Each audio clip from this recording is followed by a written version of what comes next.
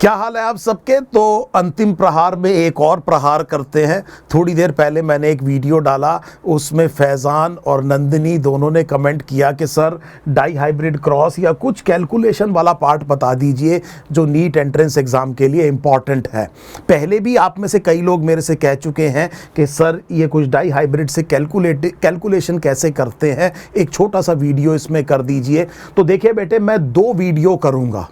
एक तो ये वीडियो जो फैज़ान और नंदिनी ने कहा है, दूसरा एक और वीडियो जो आप में से बहुत से लोग कह रहे हैं कि सर जो ये रिकॉम्बिनेशन लिंकेज, ये जो लिंकेज और रिकॉम्बिनेशन का कंसेप्ट है, ये मैं आपको कल कराऊंगा। सो 2 डिफरेंट पार्ट में इसको करेंगे। आज हम कुछ बेसिक कैलकुलेशंस देख रहे हैं कि नीट एंट्रेंस एग्जाम में एग्जामिनर आपसे क्या क्या चीज़ पूछ सकता है और क्या जनरल चीज़ें आपको पता होनी चाहिए।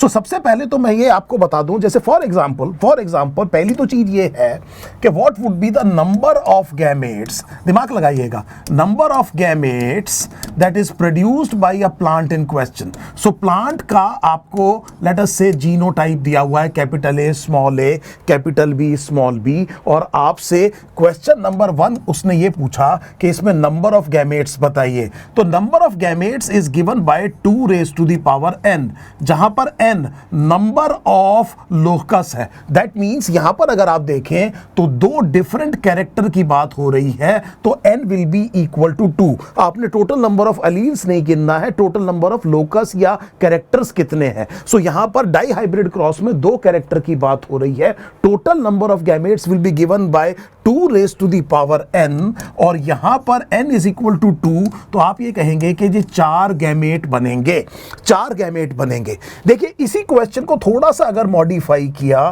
तो उन्होंने ये पूछ लेना है आपसे कि number of types of gametes बता दीजिए। सो यहां पर थोड़ा सा क्वेश्चन को चेंज कर दिया है। अब आप पूछ रहे हैं कितनी तरह के गैमेट बनाएगा, यहां पर कह रहे हैं कितने गैमेट बनाएगा, यहां कह रहे हैं कितनी तरह के गैमेट बनाएगा, और जीनोटाइप वही है। तो अब की बार भी आप ऐसे समझिए कि यहां पर again it will be 2 raise to the power n, लेकिन n जो है केवल वो लोकस होंगे जो हेटेरोजाइगस है। So now this is very very important to understand. जब आपने ये बताना है कितनी तरह के, तब आप n की वैल्यू में केवल वही इंसिडेंटली यहां पर दोनों के दोनों हेटेरोजाइगस है। यहां भी देखिए capital A small A, capital B small b, क्या आएगा, और वो 4 गैमेट आप जानते हैं। अगर मैं 4th लाइन मेथड से बनाऊं, आपको ये एग्जाम में बनाने की जरूरत नहीं है, मैं केवल समझाने की बात कर, दोनों जीन अलग करी, फिर ये समझ लीजिए मैंने दोनों अलील अलग कर, और फिर मैंने ये कहा है एक गैमेट ये हो गया, दूसरा गैमेट ये हो, तीसरा बेटे गैमेट हुआ, और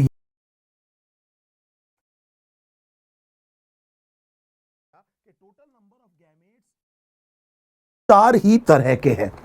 पहली बात। दूसरी चीज ये समझिए कि अगर यहां पर मान लीजिए ये जीनोटाइप ऐसे लिखा होता, अगर ये जीनोटाइप ऐसे लिखा होता और मैं आपसे पूछता 2 raise to the power n, और n अभी 2 ही है, गैमेट बनेंगे। लेकिन अगर ये question number of types of gametes पे हो जाता, तब आप n की वैल्यू को चेंज करते। अब की बार आप ये कह रहे हैं कि 2 raise to the power n में ये लोकस को इस्तेमाल नहीं करेंगे, ये होमोजाइगस है, केवल इस वाले को यूज करना है। So that would be 2 raise to the power 1, या कितने गैमेट्स, कितनी तरह के गैमेट्स बनेंगे, 2 तरह के। तो अगर आप फिर फॉर्क लाइन मेथड इस्तेमाल करें, तो हमने ये कहा कि पहले capital A small A, capital B इनको अलग करिए, और फिर इन दोनों को अलग कर दीजिए, and then you can see कि total number of gametes will be 4। ये और ये बिल्कुल एक जैसे होंगे। This is very easy to understand. और यहां देखिए बेटे, स्मॉल ए कैपिटल बी और स्मॉल ए कैपिटल बी, अगर आप देखें तो टोटल नंबर कितना है, 4, 1 2 3 4, लेकिन कितनी तरह के हैं बेटे, 2 तरह के हैं। सो यहां पर कितनी तरह के हैं वो 2 आ गया, कितने बनेंगे वो 4 आ गया। अब देखिए इस अगर मैं आपसे कहता हूं कि ये कितनी तरह के गैमेट बनाएगा, सो अगर हम ये पूछ लें कि ये कितनी तरह के गैमेट बनाएगा, तो अब आप समझ गए कि इसका आंसर होगा 2⁻0, और 2⁻0 कितना होता है 1। टोटल नंबर ऑफ गैमेट तो 4 बनेंगे और दोनों डोमिनेंट अलील चारों गैमेट्स में होंगी, ये बात तो तय है, लेकिन सब एक ही तरह के होंगे और इसीलिए कितनी तरह के बनाएगा उसका आंसर 1 आएगा। इसी तरह से मान लीजिए एग्जामिनर आपसे ये पूछता है कि ये बताइए capital A small a, capital B small b, capital C, capital A small a, capital B small b, capital C, अगर मैं आपसे ये पूछता हूं कि नंबर बताइए और नंबर ऑफ टाइप्स बताइए, तो आप बड़ी आसानी से इसको कर सकते हैं। ओरली करेंगे आप इसको, आप ये कहेंगे टोटल नंबर तो 8 होगा और अगर मैं number of types of gamete देखूंगा तो 4 होगा। उम्मीद है इस काम को आप बड़ी आसानी से कर पा रहे हैं। सो एक तो ये बेटे कैलकुलेशन वाला पार्ट आपको आना चाहिए। दूसरा समझिए, दूसरा हम ये कह रहे हैं कि यहां पर मान लीजिए डाई हाइब्रिड क्रॉस में उन्होंने आपसे ये पूछ लिया कि मान लीजिए मैं ये कहता हूं capital A small a, capital B small b cross capital A small a, capital B small b, ये टिपिकल डाई हाइब्रिड क्रॉस है। इधर बड़े ध्यान से मेरी बात सुनिएगा, कल जो मैं आपके साथ independent assortment linkage crossing over वाली बात करूंगा उसको थोड़ा और डिटेल में बताऊंगा, पर यहां पर शर्त यह है कि ये टिपिकल डाई हाइब्रिड क्रॉस है और इंडिपेंडेंट असॉर्टमेंट है। दोनों जो जीन्स हैं वो एक दूसरे से बिल्कुल इंडिपेंडेंटली इनहेरिट हो रही हैं। तब आप कहेंगे कि आपको यह पता है बहुत अच्छी तरह से कि इसका जो फिनोटिपिक रेशो है वो आता है बेटे 9:3:3:1, और इसका जो जीनोटिपिक रेशो है वो कैसे लिखा जाता है। सो जीनोटिपिक रेशो के लिए मैं इस तरह से लिखता हूं, मैंने लिखा 1:1, इसको डबल किया 2:4:2 और एक तीसरा ग्रुप बनाया 1:1, तो 9 जीनोटाइप बनेंगे। मैंने कैसे लिखा बेटे 1:1, डबल करिए दिमाग में ही 2:4:2 और फिर लिखिए 1:1। आपने ये 3 सेट बना दिए। अब आपने पहले वाले ग्रुप में दोनों कैपिटल ए दे दिया, तीनों को बड़े ध्यान से देखिए, मैंने ये दे दिया और यहां पर एक कैपिटल ए, एक स्मॉल ए दे दिया, ध्यान से देखते जाइएगा, और तीसरे ग्रुप में मैंने तीनों मेंबर्स को दोनों स्मॉल ए दे दिए। सो मोटे तौर पर आप समझ पा रहे हैं, बड़ा आसान है, आप थोड़ा सा यहां पर कंसंट्रेट करेंगे, this will be very very simple. अब आपको बी बांटना है, तो आपने within the group capital B कम किया, इसका मतलब ग्रुप के पहले मेंबर को कैपिटल बी, दूसरे को कैपिटल बी स्मॉल बी और तीसरे को स्मॉल बी। फिर रिपीट कीजिए, पहले मेंबर को कैपिटल बी स्मॉल बी और स्मॉल बी। फिर रिपीट कीजिए और आपने इस तरह से कहा कि ये इसका जीनोटिपिक रेशो होगा। So this would be the genotypic ratio. अगर ये फिनोटिपिक रेशो है तो ये जीनोटिपिक रेशो है। उम्मीद है बड़ी आसानी से अब आप मेंटली इस चीज को कैलकुलेट कर लेंगे, कोई भी दिक्कत आपको नहीं आएगी। आप बड़े ध्यान से समझिए, बस मेन चीज ये है कि यहां पर ये होना चाहिए बेटे इंडिपेंडेंट असॉर्टमेंट होना चाहिए, और आप देख रहे हैं कि एक टिपिकल डाई हाइब्रिड क्रॉस है, दोनों लोकस पे हेटेरोजाइगोसिटी है। ये जो टिपिकल क्रॉस है इसका जीनोटिपिक रेशो ये आता है। अब ये क्यों याद रखना है? ये इसलिए याद रखना है कि मान लीजिए एग्जामिनर आपसे ये कहता है कि हम एक डाई हाइब्रिड क्रॉस कर रहे हैं, ये हमने 2 प्लांट्स को इंटर क्रॉस किया और इसमें ये एज्यूम करिए कि इंडिपेंडेंट असॉर्टमेंट है, तो ये बताइए कि ये कितने बनेंगे। सो इस क्रॉस में ये वाले कितने बनेंगे। Now this is something very very easy, बहुत आसान है बेटे। अब हमें ये पता चल गया कि ये टिपिकल डाई हाइब्रिड क्रॉस है, एग्जामिनर हमसे कह रहा है इंडिपेंडेंट असॉर्टमेंट है, मुझे पता है कि इनका रेशो क्या होता है। अगर मैं ठंडे दिमाग से सोचूं तो ये दूसरे ग्रुप का दूसरा है। क्यों? क्योंकि दूसरे ग्रुप में मैंने एक कैपिटल ए, एक स्मॉल ए दिया था और बीच के मेंबर को मैंने कैपिटल बी स्मॉल बी दिया था, और दूसरा ग्रुप मेरा था 2:4:2, तो मैंने बिना पनट स्क्वायर बनाए ये लिख दिया कि ये 4 बनेंगे। अब अगर आप सोचें तो ये कौन से ग्रुप का कौन सा है, तो आपको पता चल गया अभी भी दूसरे ग्रुप का है, लेकिन तीसरा है 2:4:2, इसका नंबर 2 आएगा।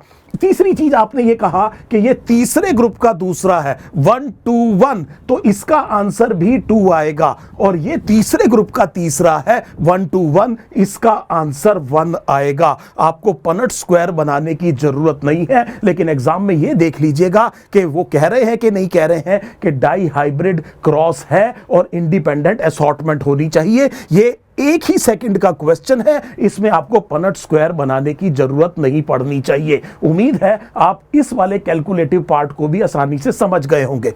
मान लीजिए आप मेरे से ये कहते हैं कि सर अगर मान लीजिए वो डाई हाइब्रिड क्रॉस नहीं है, टिपिकल डाई हाइब्रिड क्रॉस नहीं है, मान लीजिए हमसे इस वाली क्रॉस में पूछा जाता है कि ये बताइए कि ये कितने बनेंगे। मान लीजिए ये चीज पूछी जाती है। अब आपको ये पता है कि ये टिपिकल डाई हाइब्रिड क्रॉस नहीं है, इंडिपेंडेंट असॉर्टमेंट है, फर्क नहीं पड़ रहा, लेकिन अब ये क्रॉस इससे अलग है, तो इसमें ये कौन से ग्रुप का कौन सा है ये वाला फंडा नहीं लगेगा। इसको आप ये मान लीजिए कि ये दो मोनो हाइब्रिड क्रॉसेस एक साथ हो रही हैं। इंडिपेंडेंट असॉर्टमेंट जैसे मैं आपको कल बताऊंगा, तो अगर इंडिपेंडेंट असॉर्टमेंट है तो एक डाई हाइब्रिड क्रॉस को आप ये मान सकते हैं कि ये दो मोनो हाइब्रिड क्रॉसेस एक साथ हो रही हैं। कौन कौन सी क्रॉसेस होंगी? पहली मोनो हाइब्रिड क्रॉस ये होगी, बड़े ध्यान से देखिएगा। दूसरी mono hybrid cross capital B cross capital B small b होगी। क्या ये दिख गया आपको? हमने ये कहा कि इस डाई हाइब्रिड क्रॉस को ये मान लीजिए कि दो मोनो हाइब्रिड क्रॉसेस एक साथ हो रही हैं। अभी भी आपको पनट स्क्वायर वगैरह बनाने की जरूरत नहीं है, ये सब आप मेंटली कर सकते हैं। आपको पता है इसमें 1/4 कैपिटल ए बनता है, 2/4 कैपिटल ए स्मॉल ए बनता है और 1/4 स्मॉल ए बनता है। सो याद कीजिए capital A cross capital A small A. So हमने कहा capital A 1/4, capital A small A will be 2/4 और small A by 1/4। So simple mono hybrid cross की मैंने जीनोटिपिक रेशियो लिख दी, विच इज 1:2:1। अगर मैं यहां पर बात करूं तो 2/4 अगर आप ध्यान दें तो कैपिटल बी कैपिटल टी बनेगा, कैपिटल बी बनेगा और 2/4 कैपिटल बी स्मॉल बी बनेगा। आप इस काम को बड़े आसानी से केवल मेंटली कर रहे हैं। अब आपको यहां पर ये चाहिए। अब हमने ये कहा कि अगर दो इंडिपेंडेंट इवेंट एक साथ हो रहे हैं तो उनके साथ होने की प्रोबेबिलिटी उनके इंडिविजुअल होने की प्रोबेबिलिटी का प्रोडक्ट होती है। कहने का मतलब ये हुआ कि ये दोनों साथ में आ जाएं, इनके इंडिविजुअल प्रोबेबिलिटी को मल्टीप्लाई कर दीजिए। सो अगर ये वाली मोनो हाइब्रिड क्रॉस हो रही है तो कैपिटल ए स्मॉल ए बनने की प्रोबेबिलिटी 1/4 है, ये प्रोबेबिलिटी 1/4 है। और अगर ये वाली एक मोनो हाइब्रिड क्रॉस हो रही है तो कैपिटल बी स्मॉल बी बनने की प्रोबेबिलिटी 2/4 है। सो आपने यहां पर क्या लिखा? 1/4 इंटू 2/4। आपके सामने क्या आया? 2/16। या आपने क्या कहा कि ये प्रोबेबिलिटी कितनी है बेटे? 1/8 है। क्या ये बात आपको अच्छे से समझ में आ गई? Is it now absolutely clear? क्या ये बात बिल्कुल क्लियर है कि अगर टिपिकल डाई हाइब्रिड क्रॉस है तो कौन से ग्रुप का कौन सा है? सीधा लगा दीजिए। और अगर ऐसा नहीं है तो आप उसको ये मान लीजिए कि ये दो मोनो हाइब्रिड क्रॉसेस एक साथ हो रही हैं। सो एक बड़ा प्रिय क्वेश्चन है, मुझे काफी पसंद है, वो मैं आपको एक बार फिर कराता हूं। एक बार शायद एम्स में 2004, 5 या 6 में इस तरह का क्वेश्चन आया। एक ट्राई हाइब्रिड क्रॉस दी हुई थी और उन्होंने ये कहा कि ये बताओ कि इसमें कितने ये वाले प्लांट बनेंगे। So now this is very very interesting. So ये देखने में बड़ा मुश्किल क्वेश्चन लगता है, आप पनट स्क्वायर से इसको नहीं कर पाएंगे, लेकिन इतना सोचिए कि क्या आपको ये एक मोनो हाइब्रिड क्रॉस दिखाई दे रही है? इस ट्राई हाइब्रिड क्रॉस को ये मैं मान लूंगा कि ये 3 मोनो हाइब्रिड क्रॉसेस एक साथ हो रही हैं। उम्मीद है आप समझ पा रहे होंगे। और मैं एक अलग कलर में इसको ले लेता हूं। इस क्रॉस को देखिए, इस क्रॉस को देखिए और इस क्रॉस को देखने के बाद में आप ऐसे देखिए कि ये क्रॉस एक्चुअली यहां लिख लेते हैं capital B cross capital B small b होगी। तो इसमें ये तो बनेगा ही नहीं। Answer was capital 0। So answer क्या था बेटे? 0 था, जो कि केवल 5 सेकंड में करा जा सकता है। तो अगर आप इंडिपेंडेंट असॉर्टमेंट को समझते हैं, प्रोडक्ट रूल के बारे में जानते हैं, दो इंडिपेंडेंट इवेंट अगर एक साथ साथ हो रहे हैं तो उनके साथ होने की प्रोबेबिलिटी उनके इंडिविजुअल होने की प्रोबेबिलिटी का प्रोडक्ट होती है। यह प्रोबेबिलिटी रूल आपको पता है तो आप इस तरह से कैलकुलेशन कर सकते हैं। उम्मीद है यह बात बहुत अच्छे से आपको समझ में आ गई होगी। एक और आपने क्वेश्चन यह पूछा है कि नंबर ऑफ फिनोटाइप्स और नंबर ऑफ जीनोटाइप्स। तो एक और चीज आपसे पूछ सकते हैं, आपसे यह पूछेंगे कि यह बताइए एक पर्टिकुलर अगर हमने से for example capital A capital B small b इनको हमने इंटर क्रॉस किया तो टोटल फिनोटाइप कितने बनेंगे। सो फिर समझ लीजिए ये टिपिकल डाई हाइब्रिड क्रॉस है। हमें यह पता है बहुत अच्छी तरह से कि ये 4 बनते हैं। वो 4 कहां से आया? 2 raised to the power n से। So 2 raised to the power n will be the number of phenotypes। अगर इस तरह की कोई क्रॉस दी हुई है और आपसे ये पूछ रहे हैं कि इनके इंटर क्रॉस पे कितने फिनोटाइप बनेंगे तो उसका answer 2 raised to the power n है। सो ये 2 स्क्वायर आंसर कितना हो गया बेटे? 4।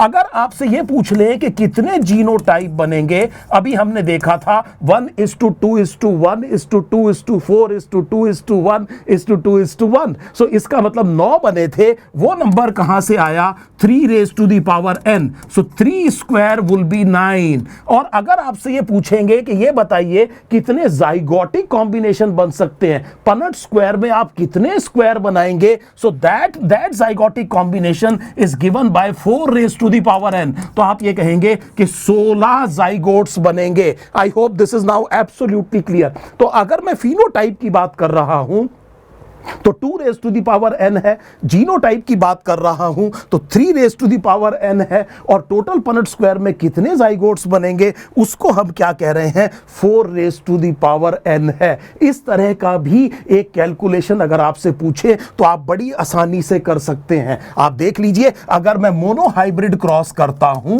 आप दिमाग लगाइए, तो इसमें बेटे जो फिनोटिपिक रेशियो है याद करिए वो 3:1 है। तो इसका मतलब नंबर ऑफ फिनोटाइप, दिमाग लगाइएगा, नंबर ऑफ फिनोटाइप्स 2 हैं। कहां से आया? 2 raised to the power 1। 2 raised to the power 1 से आया। और इसमें जीनोटाइप याद कीजिए, जीनोटिपिक रेशियो वाज 1:2:1। ये था बेटे, कहां से आया? 3 raised to the power n से आया। सो इसका मतलब कितने जीनोटाइप होंगे बेटे? 3। और अगर आप याद करें तो पनट स्क्वायर में 4 बेटे क्या बनते हैं? 4 जीनोटाइप ऐसे बनते हैं। अगर आपको याद आ रहा है तो हमने ये कहा ये कहां से आया? 4 raised to the power n। ये कितने बने बेटे? 4। उम्मीद है अब इस तरह के क्वेश्चन में आपको कोई भी दिक्कत नहीं होगी। यहां पर एक और कैलकुलेशन आपको बता देता हूं, वो ये है कि अगर किसी जीन की n नंबर ऑफ अलील्स है, then the number of genotypic combinations is given by n into n plus 1/2। सो कहने का मतलब यह है कि अगर किसी जीन की n नंबर ऑफ अलील्स है, मल्टीपल एलिलिज्म में 2 से ज्यादा अलील्स होती हैं, तो हम ये कह रहे हैं कि जीनोटिपिक कॉम्बिनेशन दिया जाएगा n into n plus 1/2। So for example ABO blood group system में 3 अलील्स हैं, तो हमें यह समझ में आ गया कि number of genotypic combination 3 into 3 plus 1 will be 4/2। और टोटल जीनोटाइप कितने बनने चाहिए? 6 बनने चाहिए। और आपको बहुत अच्छे से पता है ये बेटे एक जीनोटाइप हुआ, ये दूसरा जीनोटाइप हुआ, ये तीसरा जीनोटाइप हुआ, ये चौथा जीनोटाइप हुआ, ऑब्वियसली ये 5वां हुआ और ये 6ठा हुआ। और इस तरह से हमने ये 6 आंसर निकाल दिया। सो अगर कोई जना ये कहता है कि किसी एक इंसेक्ट में आई कलर की जो जीन है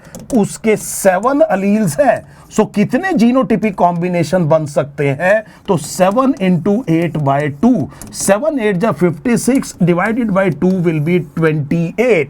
उम्मीद है ये भी बड़ी आसानी से आप कर लेंगे। सो मेरे दिमाग में अभी जो आप लोगों ने कमेंट डाला, मैंने एक वीडियो किया, कुछ कैलकुलेशन से शुरुआत करते हैं। ऑब्वियसली अगले 7-8 दिन तक हमारा फोकस जेनेटिक्स और इवोल्यूशन पे बहुत ज्यादा है, उसके बाद हम बायोटेक्नोलॉजी के पीछे पड़ेंगे, एक अंतिम प्रहार करेंगे। सो आप पूछते रहिए, जो भी मेरे दिमाग में आएगा इनफॉर्मली मैं बहुत तेजी से बेटे to the best of my capability कोशिश करूंगा कि आपसे डिस्कस किया जा सके। नंबर ऑफ गैमेट्स कैसे पता करते हैं, number of types of gametes कैसे पता करते हैं, हमने ये देखा। इसके बाद हमने ये देखा कि किस तरह से phenotypic ratio, genotypic ratio, dihybrid cross में किस तरह से, अगर टिपिकल डाई हाइब्रिड क्रॉस दी है तो आप कैसे निकालते हैं कि एक पर्टिकुलर जीनोटाइप का प्रोपोर्शन कितना होगा, और अगर टिपिकल डाई हाइब्रिड क्रॉस नहीं है तब आप उसको 2 मोनोहाइब्रिड क्रॉस मान के आराम से कैलकुलेट कर सकते हैं। साथ होने की प्रोबेबिलिटी इंडिविजुअल होने की प्रोबेबिलिटी का प्रोडक्ट होगी। इसी तरह से एक एम्स का क्वेश्चन किया, थोड़ा सा प्रेजेंस ऑफ माइंड चाहिए। फिर हमने कहा कि नंबर ऑफ फिनोटाइप कितने से दिया जाता है, number of genotype, number of zygotic combinations कितने से दिया जाता है, और एक मल्टीपल एलिलिज्म में हमने ये देखा कि अगर एक जीन की n नंबर ऑफ अलील्स हैं तो उसमें कितने जीनोटिपिक कॉम्बिनेशंस हो सकते हैं। तो ये अभी शुरुआत है। मैंने अभी जो है आपको कुछ कैलकुलेशन कराए हैं। आप में से बहुत लोग कह रहे हैं लिंकेज और रिकॉम्बिनेशन और क्रॉसिंग ओवर, वो मैंने आपसे कहा कल हम डिस्कस करेंगे। एक और चीज जो आप पूछ रहे हैं वो है पेडिग्री एनालिसिस। सो वो पेडिग्री एनालिसिस भी बहुत जल्दी मैं कल आपके साथ डिस्कस करता हूं। आप अपने कमेंट्स पोस्ट करते रहिए ताकि आप डायरेक्ट करें कि ये अंतिम प्रहार कितना कारगर होगा नीट 2024 के लिए। Thank you so much, keep working hard.